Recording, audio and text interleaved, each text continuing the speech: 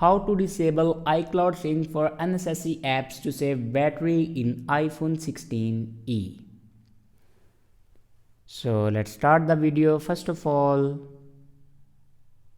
open settings and then click on your Apple account. After clicking on your Apple account, then you can see the option iCloud. Now click on iCloud and then click on see all. Now here you can turn off your unnecessary apps. Now simply turn this button off.